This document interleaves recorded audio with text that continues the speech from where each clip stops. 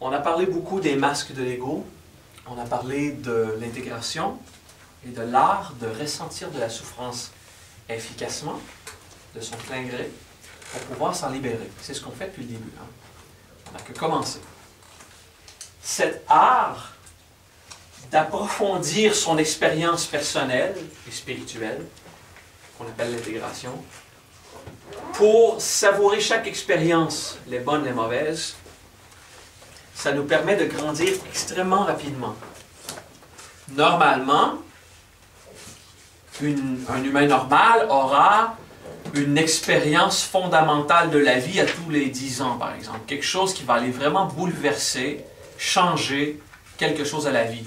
C'est en moyenne, c'est pas une règle. Une expérience forte, une fois l'an, mais une expérience vitale et critique pour l'orientation de la vie, peut-être une fois par décennie. Lorsqu'on fait l'intégration des expériences fortes, on en a une par semaine, une par jour. Ah, la vie est belle, tout arrive comme ça arrive d'habitude. Mais on prend le temps de s'approfondir dans chaque expérience. Et ça prend que quelques semaines, quelques mois pour qu'on en ait des prises de conscience qui sont extraordinairement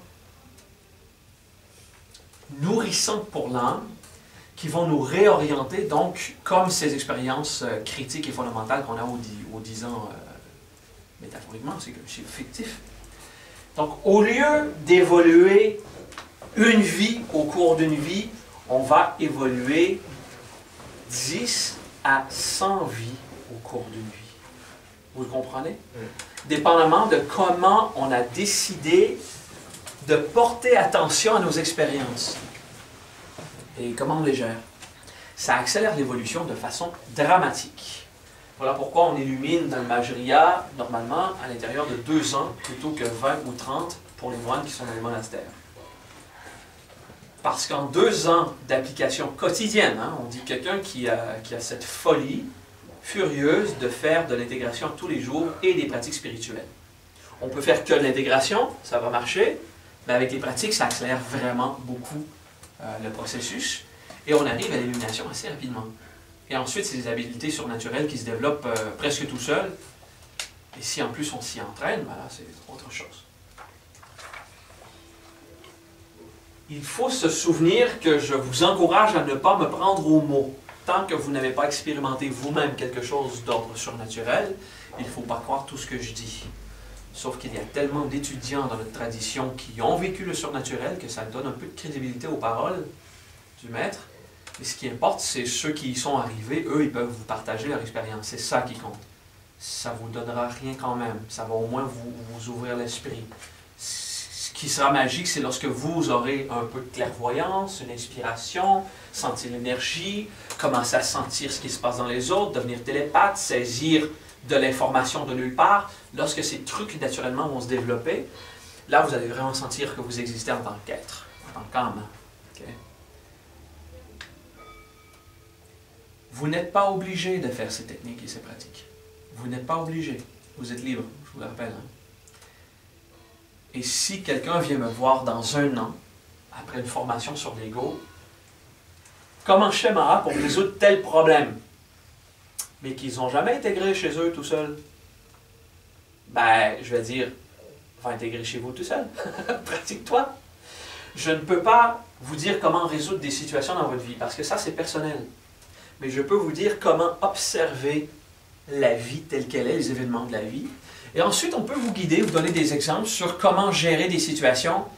Mais c'est très important, là j'enseigne à mes enseignants, c'est très important qu'un enseignant dans le Majriya ne donne pas de solution crue et ne prenne pas de décision pour les autres. C'est-à-dire que c'est inadmissible pour un prêtre de dire « tu devrais faire ça ». C'est inadmissible. Parce que la personne devant vous ne grandira pas, ne franchira pas son obstacle. Et une partie de l'obstacle, même si l'explication va révéler la réponse de toute évidence, il faut que l'étudiant ou la personne devant vous fasse l'effort de franchir le cap, de prendre la décision de soi-même, l'assumer, surtout lorsqu'il fait grand peur de l'appliquer. Est-ce qu'on saisit un peu la mécanique?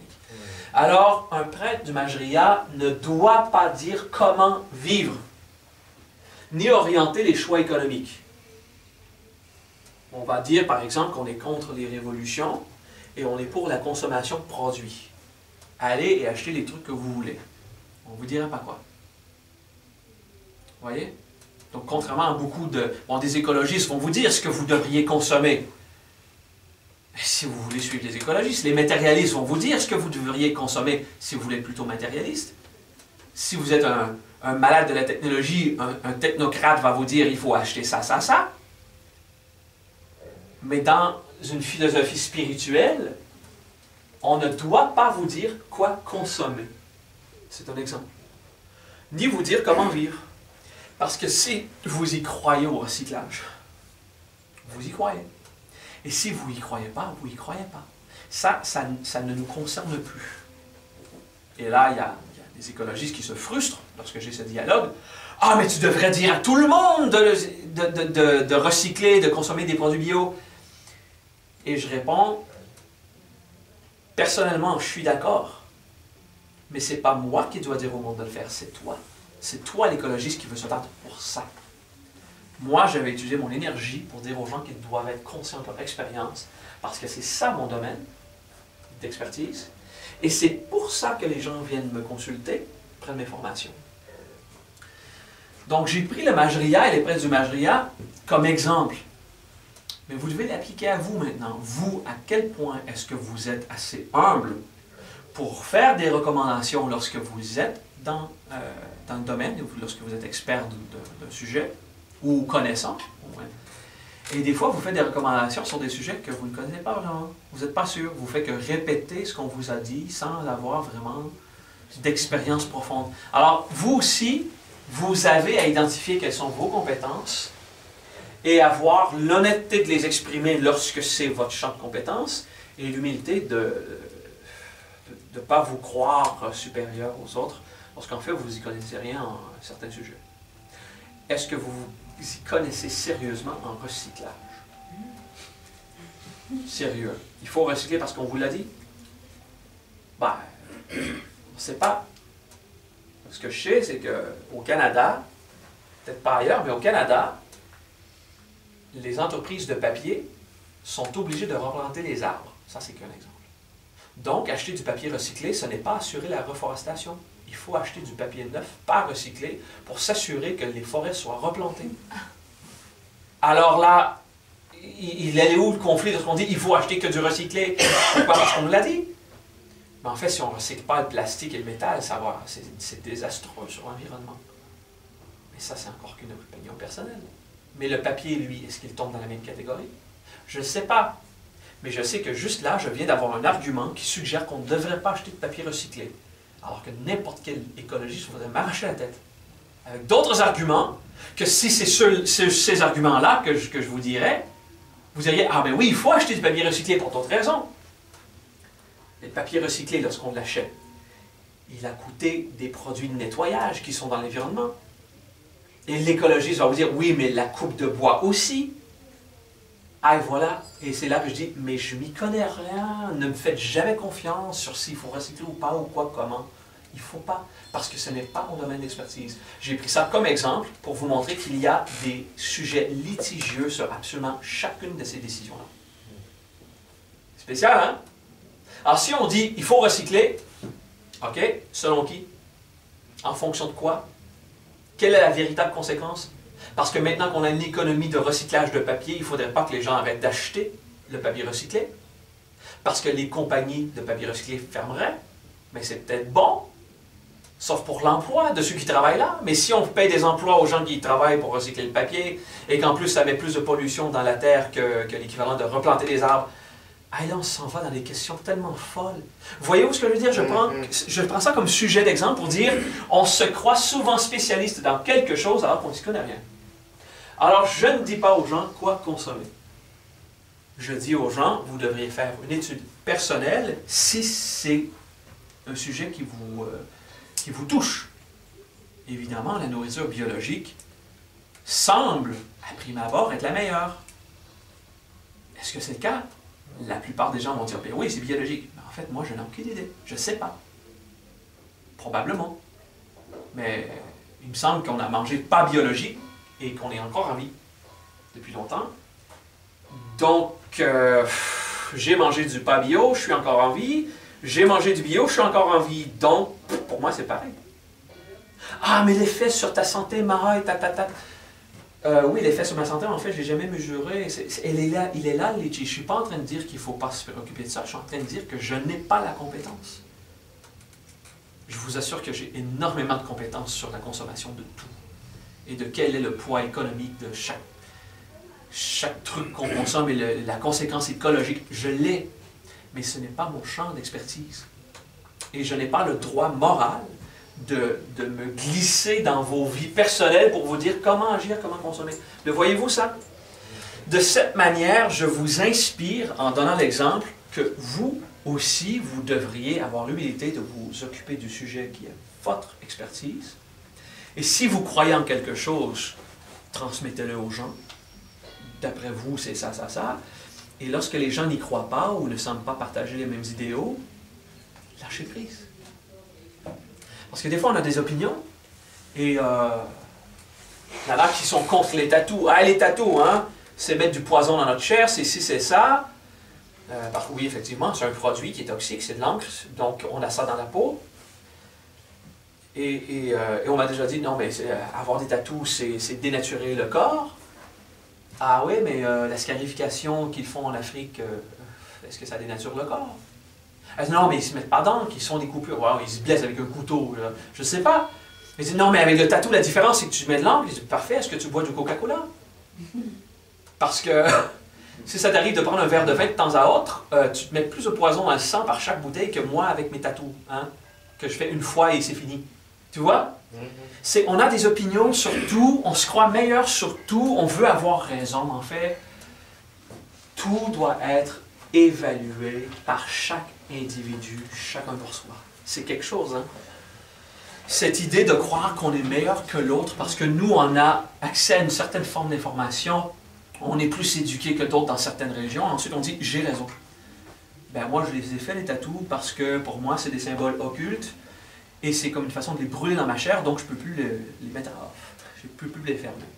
Pour moi, c'est une façon d'affirmer que je suis en permanence dans cet état. Alors, il y a une petite blague comme ça. J'enseigne que lorsqu'on se fait tatouer un symbole occulte et qu'on est conscient de ce qu'on se fait tatouer, on le barre dans notre peau et c'est comme un talisman.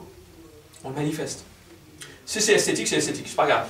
C'est joli, ça vous plaît, mais lorsque c'est un symbole occulte ou quelque chose qui représente de quoi pour vous, hein, à ce moment-là, on s'assure de rester dans cet état. Ça nous aide, et comme faire des malins. C'est faire un geste physique pour affirmer quelque chose avec force, un talisman qu'on va porter sur nous toujours. Et il y avait Rishidva qui me disait, ça c'est notre maître des pouvoirs, notre maître du surnaturel, notre Majriya, c'est lui qui enseigne le surnaturel. C'est celui qui a le plus de pouvoir surnaturel de toute notre tradition, si tu veux, plus que moi. Et il disait, mais Mara, je vois un problème, non? Les gens qui sont à côté de toi et qui ont de la difficulté à blairer ton énergie, qui ont de la difficulté à gérer ou même à digérer ce que tu enseignes, et être près de toi trop longtemps, c'est un peu dur. Il y en a qui deviennent malades, il y en a qui ont des réactions. Le corps purifie, tout ça. Là, tu te fais tatouer ça et tu ne pourras plus la mettre à off, l'éteindre. Il dit, c'est pas un problème ça? Et je lui réponds, c'est pas mon problème.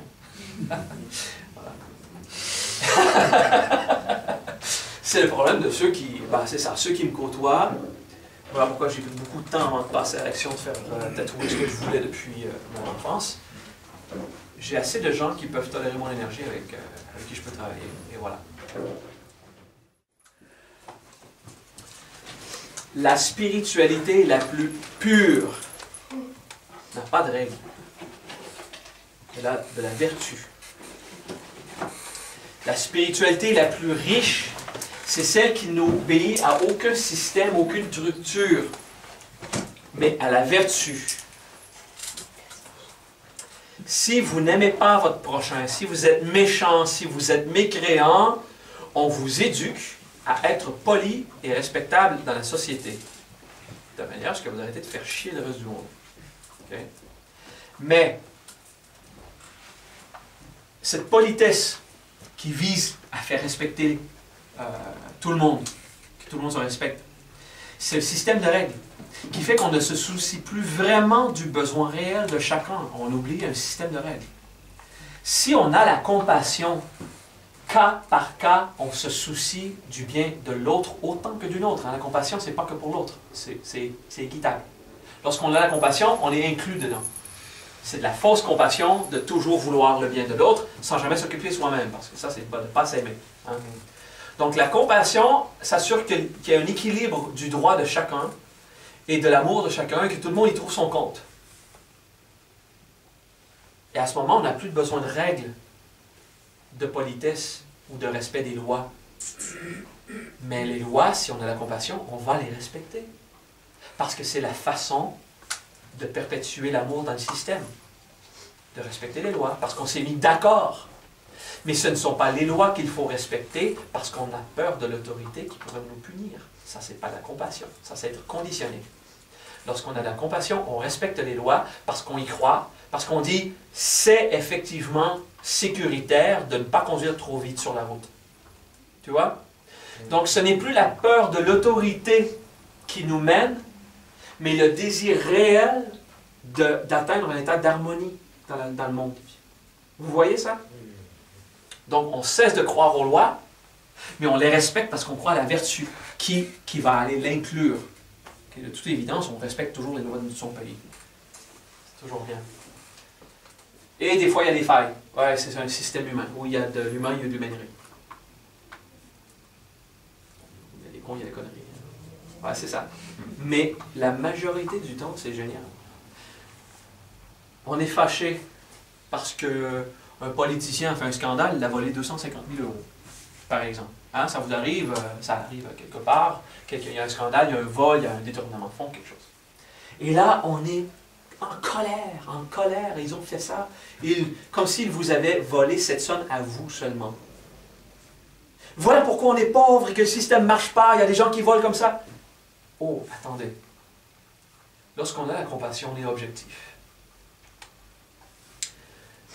Combien d'enseignants, tous les jours, font leur travail? Il y en a beaucoup, hein? Tous les enseignants font leur travail quand ils travaillent. Et combien de ces enseignants reçoivent leur salaire? Ben, tous. Hein? Et ça fait combien d'argent que le gouvernement a donné aux enseignants pour faire leur travail? Ça en fait beaucoup, hein? Beaucoup plus que 250 000 € par jour. Ensuite, les policiers qui sont bien payés pour faire leur travail. Et les pompiers qui sauvent des vies, des fois des immeubles. Et les gens qui font vraiment la construction, et ceux qui ont mis le pavé dans la rue pour que votre véhicule passe. Ça fait combien d'argent bien investi pour que vous ayez vraiment les services? Pensez-y, il y a des sommes faramineuses, des milliards et des milliards d'euros tous les jours bien investis. Et lorsqu'il y a un scandale, une fois 250 000 €, une fois tous les 4 ans, ça ne représente rien. La majorité de l'argent est bien investi. Mais vous, ingrats, fâchés, orgueilleux, qui veulent blâmer les autres pour vos souffrances, allez dire que le gouvernement ceci, le gouvernement cela. Vous voyez ce que je veux dire? Lorsqu'on a la compassion, on est objectif. On regarde, bon, combien d'argent j'ai vraiment perdu? Il y a un scandale, j'ai mangé comme un porc hier, je vais faire la même chose ce soir, on a même une petite bouteille de vin là, partagée, j'ai des vêtements, il me manque rien. Et alors, on se plaint pourquoi? Vous mangez, vous êtes vêtus, vous avez un logement, vous avez ce qu'il faut, hein, vous n'êtes pas dans la rue, la plupart d'entre vous, j'espère. Vous voyez ce que je veux dire? Respirez. Allez sentir ce besoin viscéral de blâmer, de râler, de dramatiser, de devenir la victime de l'extérieur alors que tout va bien.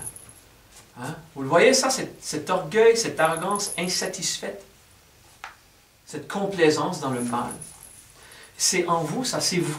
C'est vous qui souffrez de vos opinions politiques.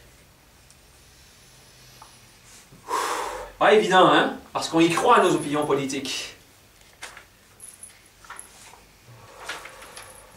On va plus loin. La guerre, c'est mal, c'est méchant, il y a de la guerre partout, les humains sont mauvais. OK. Il y a 500 ans, la majorité de la planète était en guerre. Un peuple contre un peuple, un village contre un village, un clocher contre un autre, une région contre une autre, un roi contre un autre. La majorité de la Terre, par quelques générations, passait à travers une guerre horrible. Et le gagnant, c'est celui qui avait perdu la moitié de ses troupes. Et le perdant, c'est celui qui en avait perdu 90%. Donc la quantité de gens morts à la guerre, et ensuite ces gens qui s'occupaient de la guerre, ils n'étaient pas localement dans les villages pour assurer la justice, ce qui menait à beaucoup de vols, de viols, d'abus et de violences à même les villages, parce que les systèmes de sécurité en place étaient partis à la guerre, donc il ne restait que le bordel, localement. Hein? Ça, c'était la merde, hein? Aujourd'hui, 30% de la planète est en guerre passive, 10% peut-être en guerre active, et lorsqu'il y a une guerre, il y a 10 000 personnes qui meurent. Dans les deux cas, on se dit, attendez, on va aller faire des affaires, on va signer des papiers. Je ne dis pas que notre système est parfait, mais je vous dis qu'au niveau de la paix dans le monde, c'est le meilleur état que l'humanité n'a jamais connu. Avez-vous l'humilité de le considérer, ça? Pas évident, hein? Parce qu'on veut continuer à se plaindre que la guerre c'est mal et qu'il y en a beaucoup. Mais c'est parce que vous ne vous souvenez pas de vos vies antérieures, mais si vous vous rappeliez de toutes vos vies, on est bien là. On est bien parce qu'on a même le luxe de chialer alors qu'on mange trop. Hein? On peut même chialer sur à quel point on mange tellement qu'on en est malade. On peut maintenant se plaindre du surplus alors qu'on se plaignait depuis le début de l'histoire de l'humanité du manque. Et là, on se plaint du surplus, de l'abus qu'on fait dans la consommation. C'est bon de consommer, hein? Quand vous dites la paix en Occident. Partout. Partout. Même où il y a la guerre, c'est mieux que jamais. Je ne dis pas que c'est génial, parce que là où il y a la guerre, il y a la guerre. Mais partout où il y a la guerre présentement, il n'y a presque pas de victimes comparativement à avant. C'est pas maintenant, est-ce qu'il y a du mal, est-ce que des gens souffrent? Oui, il y a des gens qui souffrent. Mais si on compare là par rapport à n'importe quand avant, on est dans la meilleure situation de la planète en général que jamais auparavant. Il n'y a jamais eu aussi peu de morts causées par la main d'un autre être humain. Même au niveau local, les gens, les meurtres, la quantité de meurtres, de viols, de vols, c'est presque nul. Parce qu'auparavant, on passait notre vie à se demander si ça arriverait. Alors que là, vous vous couchez le soir, la tête sur l'oreiller, sans jamais même imaginer que quelqu'un pourrait rentrer pour essayer de vous tuer, pour voler vos trucs. Ça ne vous arrive pas. On est vraiment en sécurité aujourd'hui par rapport à avant. Prends un bon respire et tu as le droit de ne pas être d'accord ou de douter, mais va voir ce qui te fait réagir. Il y a quelque chose à l'intérieur qui dit « Non, mais moi, je veux continuer à me plaindre. Là, s'il m'enlève mes outils pour me plaindre, je ne serai pas d'accord. Là, je vais manquer quelque chose. Hein. » C'est ça. On a une force qui dit « Non, mais je ne suis toujours pas d'accord avec la guerre. » Mais tu as raison. Non, c'est pas ça. On n'est pas d'accord avec le mal aussi. Mais ouais, mais comment on peut dire que la paix... Comment on peut juste considérer le fait de la guerre? Comme moi, j'ai vraiment de la peine j'ai de la peine à me dire, mais peut-être... Je ne sais pas, en fait, si avant, on pourrait dire qu'il y a plus de paix dans le monde que maintenant.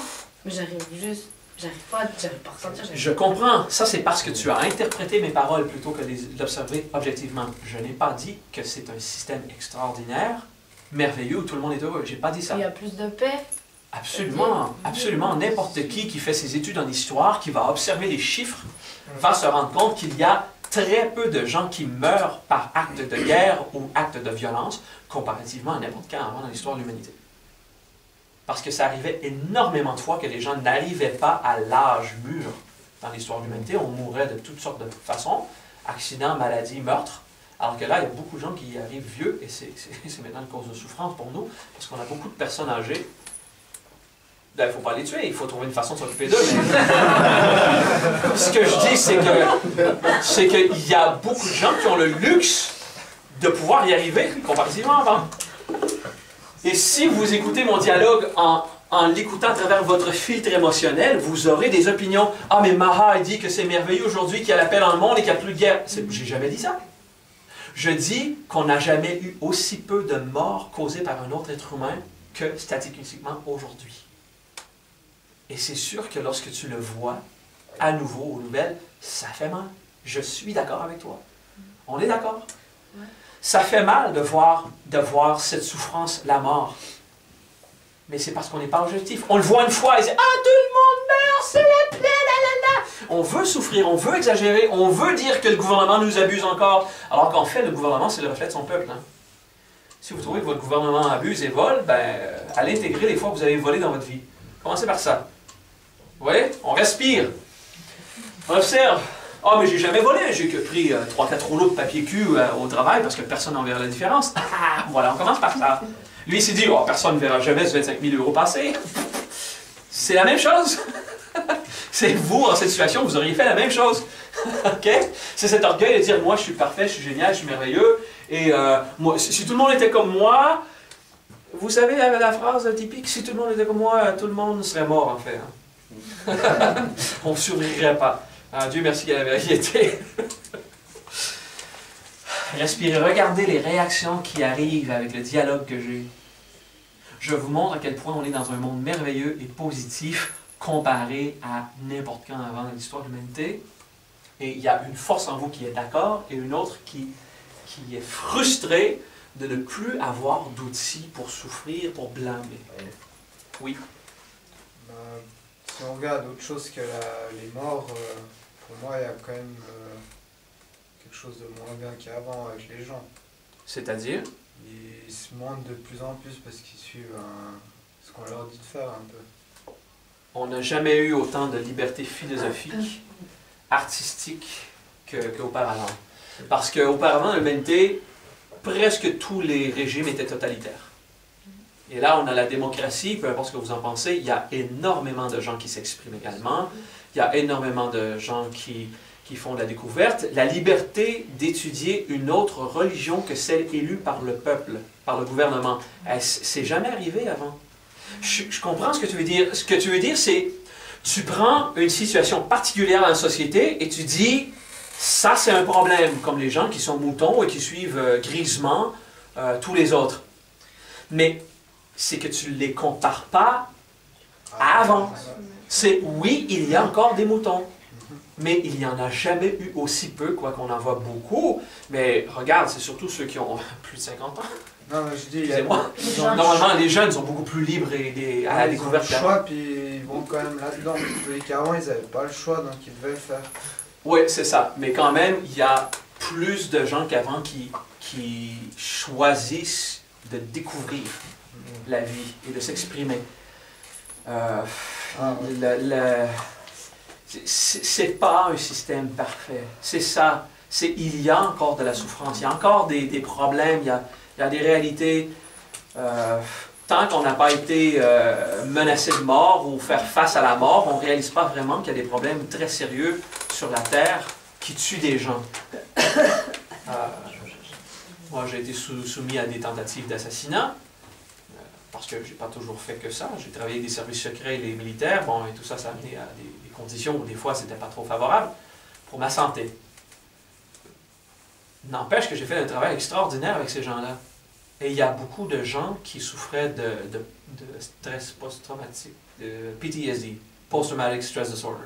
Il y a des gens qui souffraient beaucoup de l'œuvre de la guerre, des effets secondaires de la guerre, que j'ai aidé. J'ai eu des médailles, on appelle ça Challenge Coin en anglais, je ne sais pas c'est quoi en français. Mais une espèce de médaillon, j'ai reçu des reconnaissances des Nations Unies, de la NASA, des équipes de SWAT, de police spécialisée, de l'intelligence militaire, des Nations Unies, tout ça. J'ai travaillé dans ce monde-là avant de me concentrer que à l'enseignement spirituel. Et j'ai été exposé à des réalités qui sont vraiment choquantes. Et tant qu'on ne le réalise pas, on ne sait pas que dans la société, on ne souffre pas vraiment. Hein. On souffre de ne pas assez souffrir. Ceux qui travaillent trop fort, ils ne souffrent pas, ils n'ont pas de dépression. Ceux qui sont occupés, ils n'ont pas mal. C'est ceux qui n'ont rien à faire de leur vie qui ont mal de vivre. Ben, des fois, quand on souffre trop fort, quand on travaille trop fort, on finit par avoir un burn-out ou on se brûle. Mais ceux qui ont une bonne vie équilibrée, ils n'ont pas le temps de souffrir, ils n'ont pas le temps de penser. Il n'y a pas de dépression chez ceux qui se dévouent à quelque chose dans la vie, tu vois. Alors on souffre surtout d'ennui, d'emmerdement, on souffre de notre liberté de penser d'ailleurs, parce qu'on ne sait plus où se lancer. Alors, oui, il y a des souffrances liées à ce que tu apportes aux gens qui sont gris, qui ont l'incapacité de se définir en tant qu'être humain. Et il y a aussi la souffrance de ceux qui ont la capacité et qui sont perdus, qui doivent tout découvrir jour de l'autre. Donc, il faut toujours regarder tout vaste, vaste, vaste. Cependant, en général, et là je dis que je ne généralise, hein, parce qu'il y avait quelqu'un qui me parlait de non, mais Maha, je ne suis pas d'accord, parce que moi je viens du Rwanda, et oui, et voilà. Il était incapable d'entendre le message de généraliser, de globalité, et statistiquement incapable, parce que lui s'était brûlé dans son esprit, tous les gens assassinent les autres, parce que plusieurs personnes de sa famille étaient mortes. Parce qu'au Rwanda, c'était un massacre, hein, il n'y a pas très longtemps. Lorsqu'on a été nous-mêmes affectés par un type de problème, une difficulté dans la vie, on voit la vie qu'à travers ce filtre, tant que ce n'est pas intégré. Alors là, je vous dis, regardez à quel point on se plaint du gouvernement alors que la majorité de nos fonds sont bien investis. Ah, merde, il dit qu'ils sont bien investis, c'est pas vrai, je suis pas d'accord, D'accord, sauf que si vous appelez les flics, là, ils vont arriver chez vous. Et si vous êtes malade et si vous êtes sur le point de mourir, il y a des médecins, des ambulanciers qui vont s'assurer que ça n'arrive pas. Ils vont faire leur possible. Alors qu'il y a 50 ans, ça n'arrivait pas. Il n'y en avait pas de gens pour aller vous chercher chez vous pour ne pas que vous mouriez. On comprend un peu la mécanique? Okay? Donc, oui, on se plaint du système de santé, et c'est peut-être pas le meilleur et tout ça. On essaie de se concentrer ici, arrêter de parler entre nous. Vous êtes toujours libre, hein, de parler entre vous, toujours. Sortez, allez ailleurs. Moi, il y a beaucoup de gens qui veulent entendre ce que j'ai à dire, ils sont venus pour ça, ils ont payé cher, donc il faut respecter ça. Merci. Donc, ce que je veux vous inspirer, c'est observer à l'intérieur cette force qui veut continuer à avoir mal et avoir des raisons de se plaindre, avoir des opinions qui deviennent des causes de souffrance. Trouvez-la, on respire. On appelle ça le masque de la victime.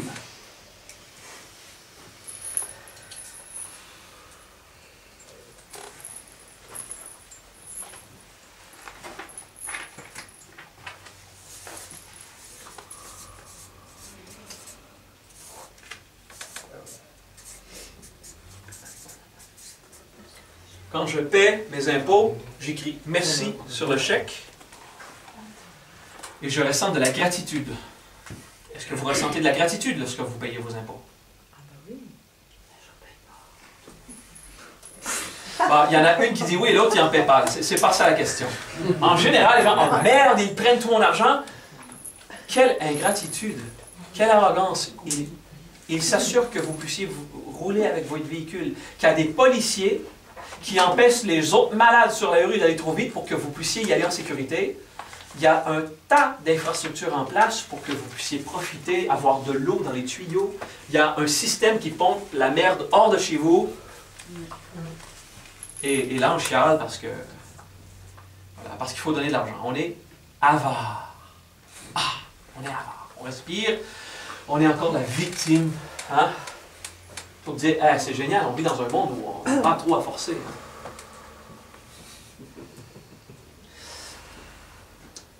Si là, j'ai exprimé le masque de la victime, mais à l'ordre, à l'échelle sociale ou gouvernementale ou mondiale. Et si on l'applique dans votre vie, la victime, vous la jouez la victime?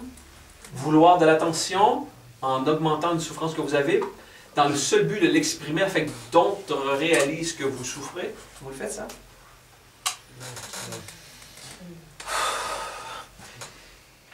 Là, il faut faire attention. C'est très bien d'exprimer ce qu'on vit lorsqu'on le vit à des gens. Hein. Et c'est très bien de dire si on souffre de l'exprimer à d'autres, c'est correct. Il n'y a pas de problème à faire ça. Observez lorsque c'est pour qu'on avance, lorsque c'est pour qu'il y ait de la compassion, lorsque c'est pour le résoudre, ou lorsque c'est par avarice ou par orgueil, vouloir plus d'attention. Parce que la solution, elle est là, mais on refuse de la voir, parce que tant qu'on se plaint, on peut continuer à être aimé pour ça. On va parler des victimes de viol qui me détestent quand je prends cet exemple. C'est atroce, le viol. C'est absolument inacceptable. Cependant, une victime de viol choisit comment elle le gère. Et souvent, ce qu'ils font, c'est qu'ils prennent une souffrance en location. C'est une expression dans le monde de la psychothérapie. Ils louent leur souffrance. Donc, à tous les mois, ils continuent à souffrir. « J'ai été violé, parce que pendant 10 ans, ils vont profiter de l'attention que tous les gens autour vont leur donner parce qu'ils ont été victimes du viol. Alors que chez les animaux, il n'y a que ça. Un homme qui prend une femme de force, il n'y a presque que ça. Chez les humains, il y a des êtres humains qui sont encore des animaux, donc ils n'ont pas évolué. Je répète, c'est inacceptable. Il y a des gens qui entendent mon dialogue et disent « Oh, ben, il est d'accord avec le viol. » Vous êtes fous, j'ai jamais dit ça.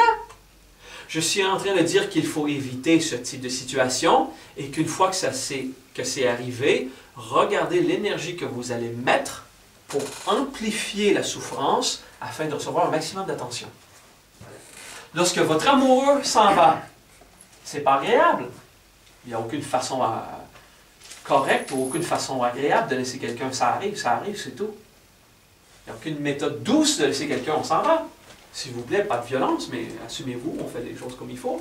Mais ça arrive. Une peine d'amour, ça arrive. Regardez l'énergie que vous mettez pour vous plaindre de la souffrance que vous avez afin de continuer à vous sentir aimé pour ce mal. Parce que ça vous ralentit l'existence et ça vous pourrit la vie. Ça vous garde dans la souffrance parce que ça vous donne l'impression d'être plus aimé, ce qui n'est pas le cas. On finit par être tanné des hypochondriaques qui ont toujours une maladie ou un problème. Le bénéfice secondaire. Ouais, bénéfice secondaire. Oui, exactement. Observez-le et ressentez-le. Essayez d'y réfléchir aussi dans la tête, le sentir dans les tripes. Voyez comment votre comportement se situe. Hein?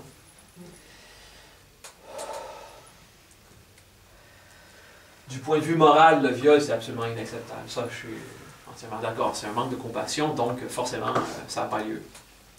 Au niveau naturel, c'est quelqu'un qui était là, qui n'avait pas droit. Donc, si quelqu'un vous viole, c'est comme s'ils avaient traversé votre propriété sans demander la permission. Il était là un moment et c'est fini. Bon, c'est pas plus grave que ça. Ouf, évidemment, cette vision n'est pas très acceptable non plus. Mais ça vous donne une idée d'un extrême. On peut dramatiser ou on peut dire, bon, c'est beau, il m'a baisé, mais après c'est fini, j'ai pas eu de plaisir. Tant qu'il n'a pas donné de coups, c'est correct. Vous voyez, on le prend comme on veut. La victime peut décider de louer la souffrance pour la perpétuer.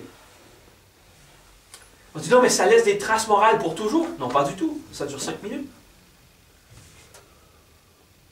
Un peu plus quand même.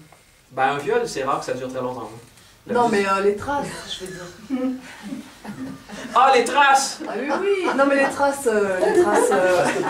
Les séquelles. Les séquelles. Ok, alors, parfait. Qu'est-ce qui a souffert? On les a vus, les masses. Qu'est-ce qui a souffert lors d'un viol? Moi, je l'ai vécu enfant. Oui.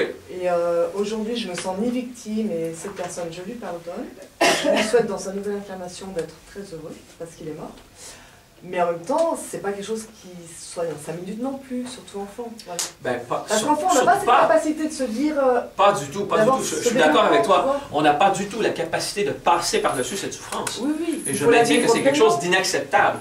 Mais je dis également, oui, une fois que c'est arrivé, qu'est-ce qu'on fait? Parce que ce que ça fait, le viol, la première chose que ça agresse, c'est notre orgueil. Comment est-ce qu'ils osent faire ça à moi? Parce que c'est surtout la violence du geste et le fait qu'il n'y a pas la permission. Hein?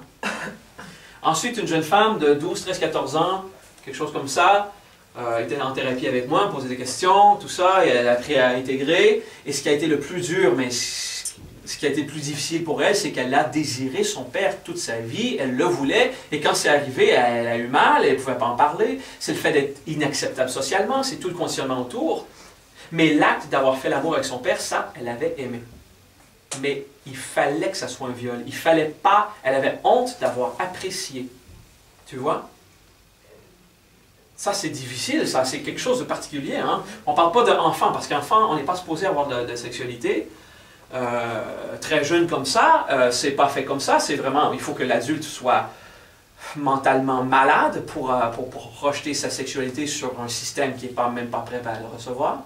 Mais cette femme qui avait des seins larges comme ça, qui avait déjà des menstruations, qui était prête déjà en tant que femme, même si elle avait, je crois, 13 ans, quelque chose. Et là, c'est son père qui, plutôt que de la battre, a décidé de la violer. Puis, ça a été quelque chose pour elle de dire, il est arrivé exactement ce que j'ai souhaité.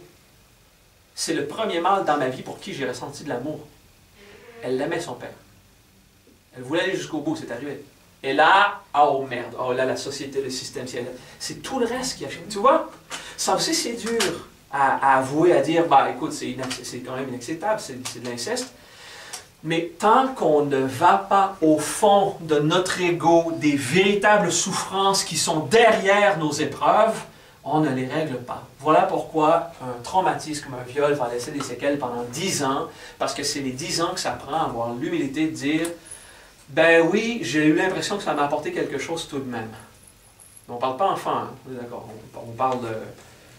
Là, enfant, il s'agit vraiment de troubles psychiques chez les adultes qui sont pédophiles et tout ça, c'est un autre sujet.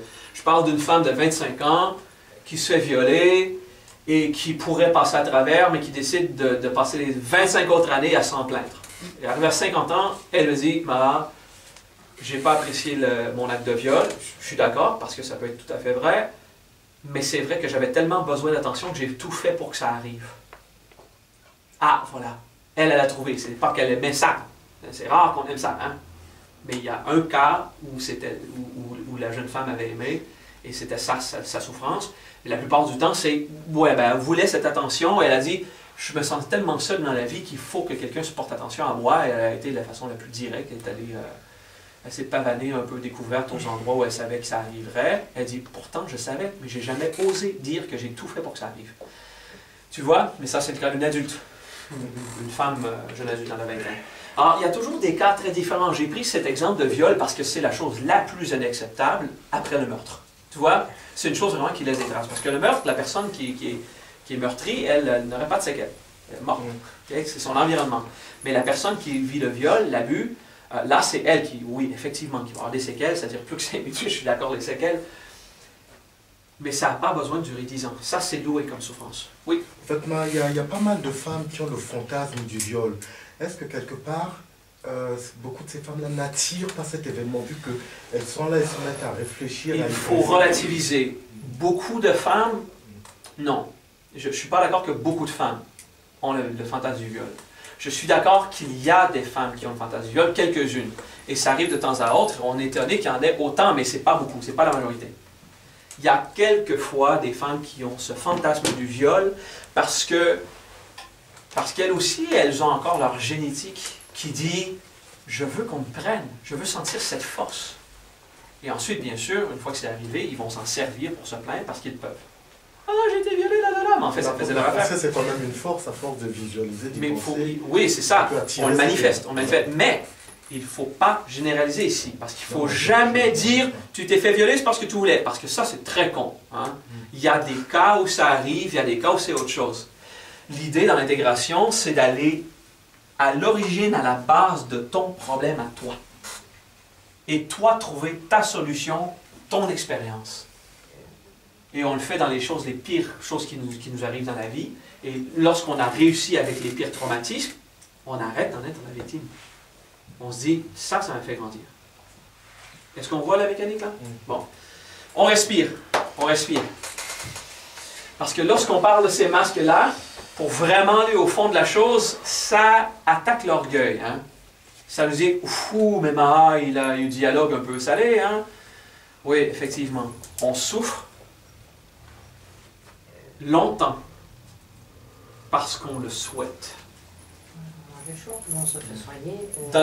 Oui, c'est ça. Dans la vie, il y a de la souffrance. Ça, c'est inévitable. Des fois, on perpétue cette souffrance parce qu'on y trouve son compte. Hein? Même si on souffre encore. On est d'accord avec ça? Non. Moi, je pense qu'on souffre parce qu'on est victime de l'ignorance, qu'il n'y a pas d'autre solution que ça. Depuis que j'ai découvert qu'il y a des choses merveilleuses, je ne savais pas que ça n'existait pas. Je comprends. Je n'ai jamais souhaité. On est victime du fait qu'on ignore totalement comment gérer les situations, mais du fait que j'enseigne l'intégration pour s'en sortir, je suis en train de dire, Maintenant que vous savez, faites-en quelque chose. Je ne suis pas en train de dire que vous aviez tort de rester dans votre souffrance. C'est sûr que si on ne sait pas comment vivre, c'est la meilleure option. Ben, on va avoir un fille.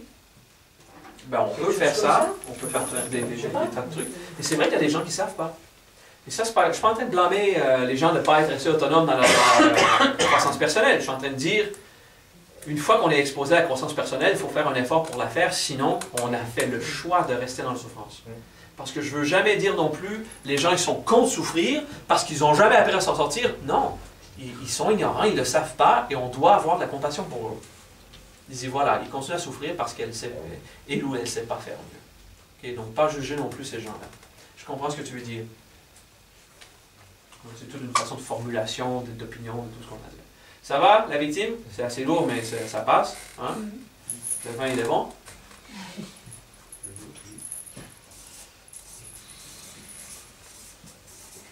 Je ne m'attarde pas sur les deux autres masques. Sauveur.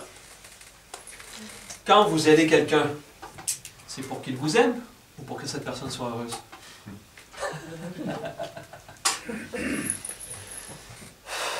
Là, il y a toujours, on se méprend toujours. Lorsque j'enseigne l'importance de se libérer du sauveur, il y a des gens qui cessent d'être charitables, qui n'aident plus les gens, qui ne font plus de bonnes actions. Aidez les gens par compassion et non pas par sauveur, mais faites-le. Donnez à la charité si vous pouvez. Faites du bénévolat. Contribuez au bonheur d'autrui. Et tenez la porte ouverte à la grand-mère qui en a besoin. Faites-le! Mais pas pour être valorisé. Regarde à quel point je suis bon. Je suis merveilleux de t'avoir aidé là. Ah, on aide nos copains à déménager, on dit hey, je suis cool, hein, je t'ai déménagé l'an passé, hein, je suis cool, hein, on est cool. Hein, c'est bon, hein? Toi et moi, c'est. Hein? Parce que je t'ai aidé à déménager, donc à vie, tu me dois une hypothèque morale de m'aimer. Est-ce qu'on voit ça? Moi, j'ai de la peine à faire la différence entre les deux parce que même tenir la porte à une vieille dame, c'est quand même. Moi, j'ai l'impression que c'est quand même pour avoir la reconnaissance un petit peu. Si je tiens la porte à une dame et puis elle me sourit pas, je suis pas contente. Et voilà. Et voilà, tu l'as dit. Attends, je veux partir avec ça, on n'interrompt pas. Exactement. Toi, tu fais ça pour recevoir la validation de l'autre, et lorsque tu ne l'as pas, c'est ton orgueil qui est affecté. Entre mots, tu ne l'aimes pas, la dame. Tu veux qu'elle t'aime, toi. Respire, observe-le. Arrête de penser là. Parce que là, tu vas argumenter, oui, mais c'est à cause que... Je comprends. Non, c'est pas pour argumenter. Mais par compassion... Vas-y. Par compassion, ce serait comment? Je lui ouvre la porte. Par compassion, c'est tu lui ouvres la porte, elle t'envoie chier parce que tu pues et tu... Les jeunes, pour... Peut-être qu'elle, elle souffre de maladie mentale, que tous les jeunes sont des arrogants parce que les jeunes, normalement, la font chier. Et elle va le faire sur toi, même si tu tiens la porte. Et par compassion, c'est... Moi, je suis content de t'avoir aidé. J'ai pas besoin que toi, tu sois d'accord. C'est... Toi, va chercher la satisfaction d'avoir apporté à l'autre. Sans avoir besoin de validation de l'extérieur. Mais je t'assure, si tu agis avec compassion, ils vont valider. « Ah, vous êtes tellement gentil de me donner la porte, ta. » Tout ce que tu vas faire pour aider les autres, la majorité des gens vont te la retourner la validation. Mais si quelqu'un te fait la gueule, t'en as rien à foutre. Parce que c'était par compassion. La compassion, c'est « je vais trouver ma valeur. Je sais que j'aide les gens lorsque je le fais. » Et c'est ça qui me fait du bien. Ça ne compte pas sur l'extérieur. Et lorsque les autres te disent qu'ils t'aiment en plus, ah, ça fait du bien parce qu'on aime ça. Hein? C'est vrai, ça fait du bien. L'amour, ça transférer l'amour. C'est génial. Merci pour ton intervention parce que c'est exactement ça que je voulais enseigner, mais ça me prend toujours un exemple local. Sinon, ça ne marche pas. C'est bien, hein? Cette idée de comment percevoir exactement le même geste. On n'arrêtera pas d'être gentil avec les autres. Mais ce n'est pas par politesse. Et ce n'est pas pour recevoir l'amour, c'est pour que l'autre en reçoive. Je tiens la porte à la dame pour qu'elle soit heureuse. Je donne un peu d'argent. Pas souvent, je ne suis pas en faveur de donner trop d'argent aux gens qui quêtent. Mais ça va m'arriver à le faire. Et quand je le fais, c'est 50 €. Paf. C'est pas une pièce de monnaie. Il faut que ça fasse un choc. Je dis, souviens-toi qu'il y a un Dieu. Et je lui donne. Alors c'est un choc. Bam! Et voilà, je viens de nourrir quelque chose. Parce que quelques pièces, c'est ce qu'ils ont de tout le monde. Alors pour eux, c'est normal. Alors ce choc, qu'est-ce que vous faites là? Souviens-toi qu'il y a un Dieu. Ça encourage de dire, ok, oui, il y a un Dieu. Parce que quelqu'un qui croit en Dieu m'a donné beaucoup. Contrairement à quelqu'un qui ne croit pas en Dieu ou je ne sais pas, me donne peu, alors voilà, c'est une influence, c'est de l'enseignement. C'est nourrir à l'intérieur quelqu'un d'un état spirituel. Et je le fais pour ça. Particulier, hein? Oui? Si moi je le verrais comme une manipulation, tu me dirais quoi pour contredire ça? Je te contredirai pas. Ok. Ça se peut que ce soit la manipulation. Non, mais... Le but, dans toute chose, c'est qu'il y ait plus de bonheur et moins de souffrance. Et quelqu'un qui développe un peu plus la foi, ça facilite sa vie à tous les jours. Surtout lorsqu'ils sont pris dans leur épreuve et qu'il n'y a aucune autre solution. Alors je vais faire ce qu'il faut. Et ben oui, c'est de la manipulation. C'est sûr. C'est nourrir le conditionnement de quelqu'un, donc c'est de la manipulation. Ce qui compte, c'est le résultat. Le résultat, c'est une personne qui va être encouragée à chercher dans la foi une forme de satisfaction. Je veux juste voir ta manière. Pour voir comment je le vois, comment je le pense. Oui, ben, c'est une bonne question de toute façon. Il ne faut pas se défendre et dire « Oh non, mais moi, j'ai pas d'ego, donc je ne me manipule pas et je ne manipule pas les autres. » Non, c'est faux. Parce que j'ai un ego, c'est clair. Parce que si on est mort, hein, déjà là. OK. On aime ça? Toute la présentation de ces masques? Oui. On respire, on ressent. Ouais, on ne ressent pas grand-chose. Hein. C'est pas comme les grosses émotions, abandon, rejet, culpabilité. C'est pas aussi riche. Et vous savez, quand on a fait les émotions, j'ai passé beaucoup de temps sur la culpabilité, presque pas sur abandon, rejet. J'ai dit, bon, c'est ça, c'est ça. On y reviendra, vous le pratiquerez lors de votre propre intégration. Là, j'ai surtout fait victime, on présente le sauveur un peu. Mais aider les gens, c'est pas être sauveur. Être sauveur, c'est avoir besoin de validation si on le fait. Donc, on n'est pas libre. Donc, on n'est pas objectif. On n'apporte pas aux gens l'aide réelle qu'ils ont besoin si on ne le fait pas pour qu'ils soient heureux, mais qu'on le fait pour que nous, on reçoive validation. On aide les gens pour qu'ils nous apportent quelque chose.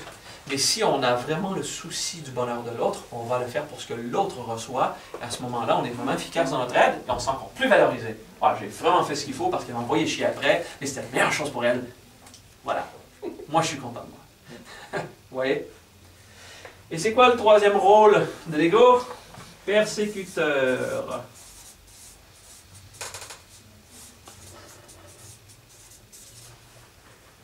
Persécuteur, c'est purement nourrir l'orgueil, le sentiment de supériorité. Si l'autre souffre, sa vie est pire que la mienne, donc je me sens mieux. C'est un peu ça. C'est plus large, mais c'est un exemple. Vous le voyez, ça? Dans le persécuteur, il y a une sous-section qui s'appelle l'auto-persécution. Donc, si vous êtes victime de vos propres comportements, ce n'est pas le jeu de victime, mais le jeu de l'auto-persécution que vous faites. Je répète, si vous avez des comportements vicieux et que vous dites « je suis victime de mes propres comportements », en fait, c'est que vous êtes votre persécuteur. Ce n'est pas le max de la victime, mais c'est de l'auto-persécution. Vous pourrissez la vie lorsque vous avez le moyen de vous en sortir et que vous décidez de ne pas le faire. Vous n'êtes pas auto-persécuteur lorsque vous n'avez pas de solution. Ça, c'est juste être pris, pas de solution. Mais si vous savez qu'il y a des moyens de sortir de sa merde et que vous ne le faites pas parce que vous êtes trop lâche, c'est vous qui restez dans cette situation-là et vous pourrissez la vie. Mais on n'ira pas dans les exemples, on va vous laisser vous-même découvrir si vous avez ces manifestations. Parce qu'on veut procéder, on veut essayer de couvrir le maximum de masques de l'ego aujourd'hui. Je ne vois pas bien ce que c'est que le persécuteur. Le persécuteur? Poursuivre quelqu'un, non? Ah putain, des connes, c'est fou. Voilà, ça c'est persécuteur. C'est cette idée d'insulter l'autre, de faire chier, d'être méchant. Le violeur, c'est un persécuteur. C'est celui qui n'a rien à foutre. Le persécuteur ne veut pas faire mal. Hein. Le persécuteur, il veut obtenir quelque chose. Peu importe la souffrance que les autres vont endurer. Le but du persécuteur n'est pas de faire mal. Le but du persécuteur, c'est de se satisfaire, sans considération pour les conséquences. Donc ça, c'est persécuter. Parce qu'à ce moment-là, on devient tyran. Okay? On fait mal, mais le but n'était pas de faire mal. Le but, c'est de se satisfaire. Il y a des gens qui disent « Ah, mais ils font mal par exprès, et c'est vraiment pour faire mal. » les gens qui font mal que pour faire mal, en fait, ils font mal pour se sentir d'une certaine façon. Ils ne le font pas pour la douleur de l'autre, mais pour ce qu'eux ressentent lorsque l'autre souffre. Donc, c'est qu'un moyen... c'est un dommage collatéral, la souffrance de l'autre. Il y en a qui aiment ça. Oui, c'est ça. C'est pervers. Effectivement. Ouais. Est-ce que ça peut être pour attirer l'attention?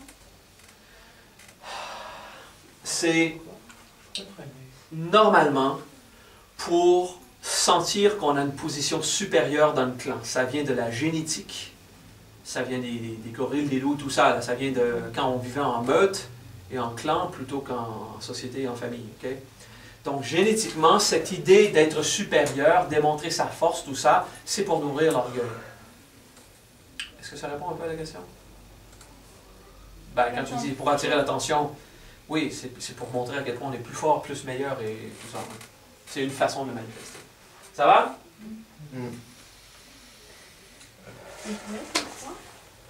On est les trois. C'est inévitable. Elle demande, est-ce qu'on peut être les trois? On est inévitablement les trois. Oui, on a toujours un aspect en nous jusqu'à ce qu'on le maîtrise. Ils sont toujours là, les masques. Il est toujours là, l'ego. Mais on apprend à le maîtriser pour ne pas agir en fonction des pulsions naturelles qui montent. Mais ça n'arrivera jamais qu'on n'aura plus rien de persécuteur en nous. C'est une façon d'exprimer. Des fois, on va dire, moi, je n'ai plus d'ego, je n'ai que de la compassion. Ben, en fait, ceux qui disent ça, ils ont de l'ego, c'est qu'une façon de parler. Ils savent peut-être pas mieux. Mais en fait, c'est impossible de ne pas avoir d'ego parce que sinon, c'est fini. On est mort. On n'a plus de psyché non plus. On n'a plus de système humain. C'est qu'on le maîtrise, l'ego. L'ego n'agit plus. Oui? Ça, on t'a dit, on peut avoir des masques qui sont plus développés que d'autres. Bien sûr, absolument. Et l'autopersécution, on est méchant avec soi-même. On est méchant avec soi-même. On sait que c'est pas bon pour nous de manger un certain produit, mais on le fait parce qu'on aime ça, sachant que ça nous fait mal.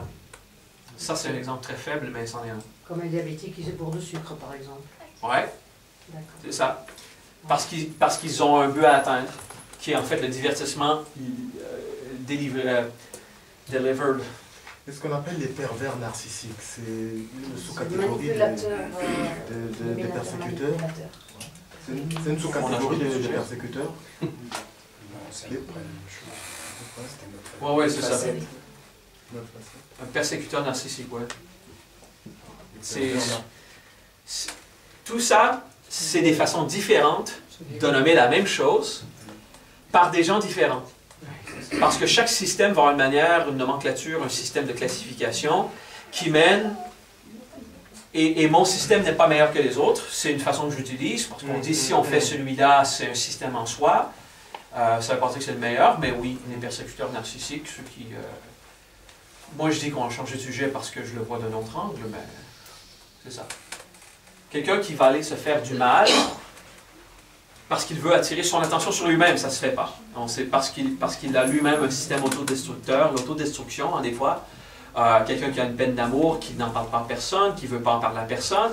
Donc, ce n'est pas le souci. Il ne loue pas sa souffrance pour attirer l'attention des autres, mais il loue sa souffrance pour lui-même se complaire dans la souffrance. La complaisance, hein, un autopersécuteur, ou comme tu dis, un persécuteur narcissique, c'est génial comme façon de le nommer. Pervers narcissique. Pervers narcissique. C'est l'ancien terme de dominateur manipulateur. Ah, ok, donc c'est ça. Donc, voilà, c'est des termes que je ne connais pas, donc je ne savais pas qu'on vous parlait vraiment. Mais en fait, c'est suicidaire, son comportement. Parce que, par exemple, j'ai connu une nana qui était hyper asthmatique et elle fumait comme un pompier. Bon, elle se suicidait en quelque sorte. Quelqu'un qui croit en la valeur de l'être. Quelqu'un qui croit au principe de valeur, que quelqu'un vaut quelque chose. Ça, c'est le premier étage. Et qu'en fonction de ce système de valoir quelque chose, eux, ils valent rien. Ils ne devraient pas vivre ou être heureux. Ça, c'est le deuxième niveau. Okay, donc, il y a plusieurs intégrations à faire là. Considérant qu'ils ne valent rien, ils ne devraient pas être bien traités. Ça, c'est un autre niveau. Et en fonction qu'ils ne devraient pas être bien traités, eux-mêmes, pourquoi ils se traiteraient comme il le faut? Et ensuite, avec cet état d'autodestruction, ils vont aller projeter ça à un autre niveau. Donc, c'est beaucoup de couches à franchir. Si elle était manipulatrice, ça se retrouve bien. Oui. Alors, passons aux 3 outils. Ça va les gens? Pas de fausse pipi, tout est correct? Les 3 outils de l'ego. Les 3 outils, vous allez voir, pouvoir, contrôle et manipulation.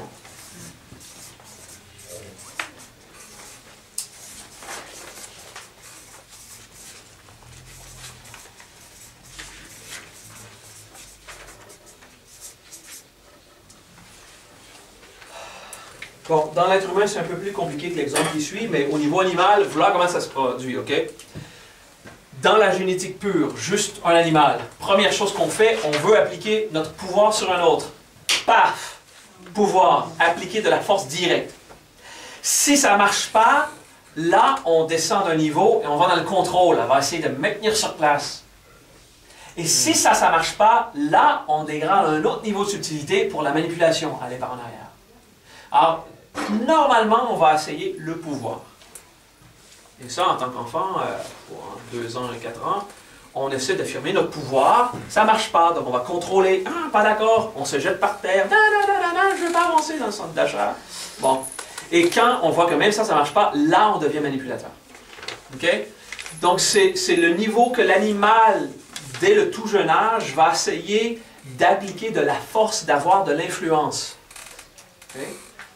Pouvoir, contrôle, manipulation. Mais tout jeune, il y a un niveau où on réussit plus que d'autres.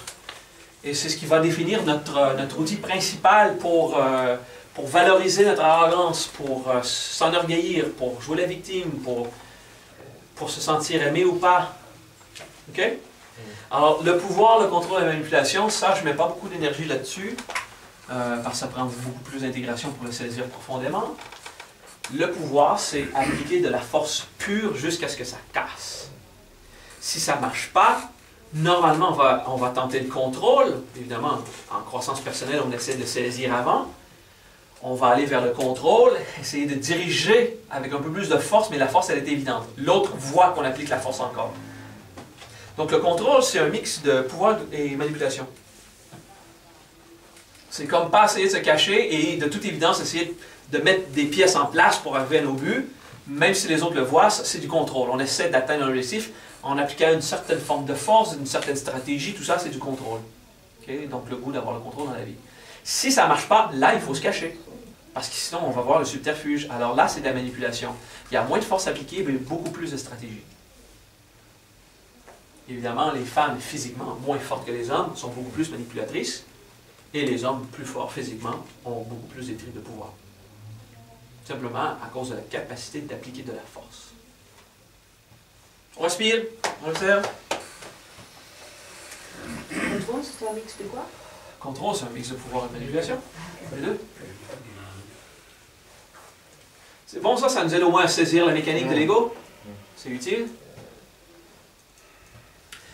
Alors, les 3 masques, les 3 rôles et les 3 outils se combinent très bien.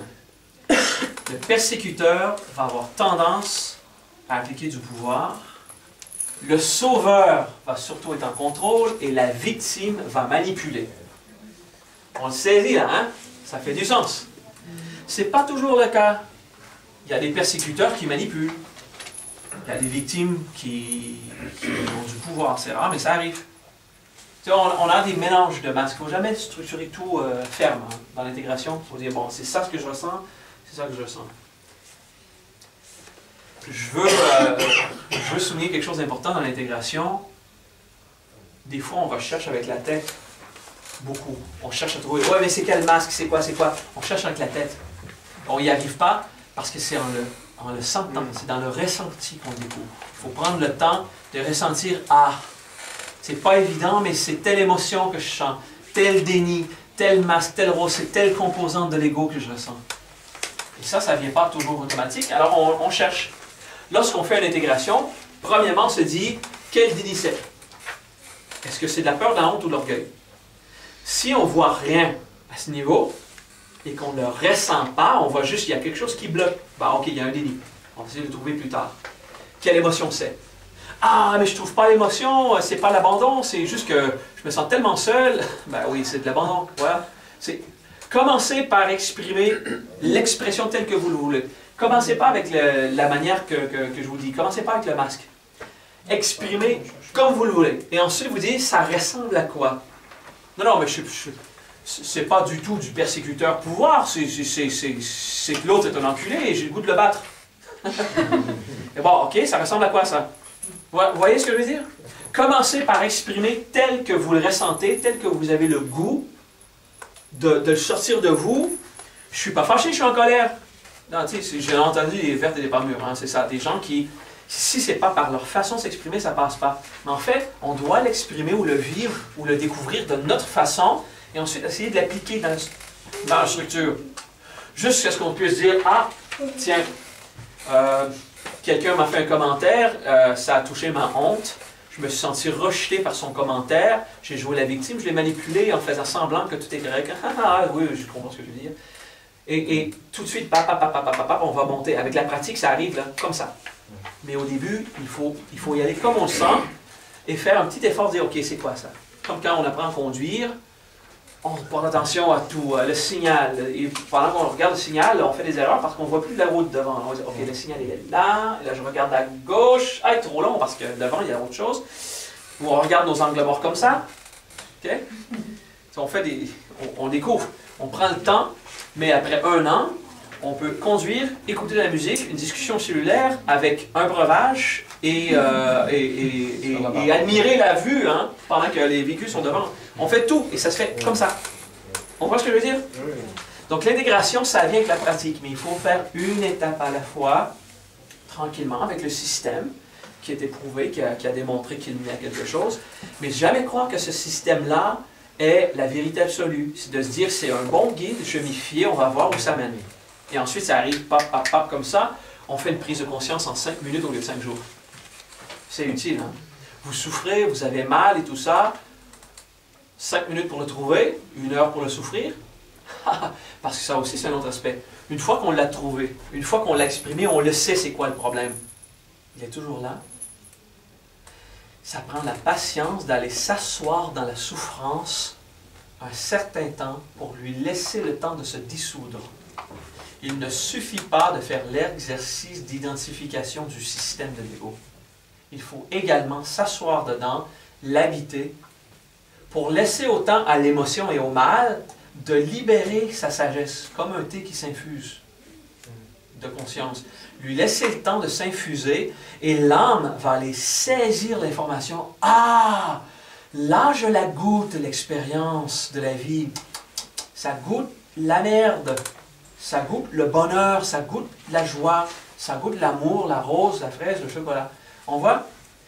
C'est de laisser le temps à l'expérience de bien s'imbiber de cette conscience pour infuser de vertu, pour qu'on puisse la pardonner. Parce que le pardon n'arrive pas lorsqu'on l'a compris dans la tête. Le pardon arrive lorsqu'on a pris le temps et lorsque ton ego est écœuré de souffrir, là, il va laisser aller. Si tu le trouves, la solution, ah, je l'ai trouvé, je me sens coupable d'exister. Je l'ai trouvé. Coupable d'exister, c'est de la honte, je suis une victime, je le connais le problème. Et pourquoi il ne se règle pas? Bien, parce que l'intégration, c'est le diagnostic, savoir identifier ce qu'on vit par le ressenti et non pas par l'intellectualisme. Et ensuite, on prend le temps de se laisser vivre. Oui, ça fait mal. Jusqu'à ce que l'ego lui-même soit tanné, dise, bah, non, j'ai plus le goût de faire ça. Et là, pouf, il lâche. Mais tant qu'il n'a pas assez goûté à l'expérience, il va insister pour que ça se produise encore. Et là, 1 an, 2 ans après, ah, ça se produit encore! Je croyais l'avoir réglé il y a 2 ans.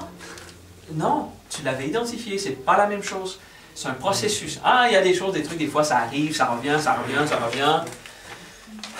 Pourquoi j'ai toujours le même comportement chez mon copain et tout ça? Pourquoi j'ai toujours le même problème avec mes patrons? Pourquoi ci, pourquoi ça?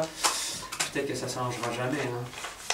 Peut-être que ça ne changera jamais. Peut-être que c'est toi qui vas changer. Peut-être que c'est toi qui vas devenir inaffecté par l'environnement ou par les autres.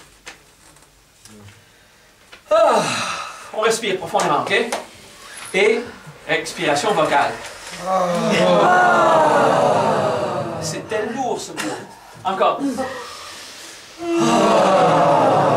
Est-ce qu'on voit que les muscles abdominaux ont voulu se tendre un peu, que là, on relaxe. Hein? Ouf! Ouf! Voilà, pause.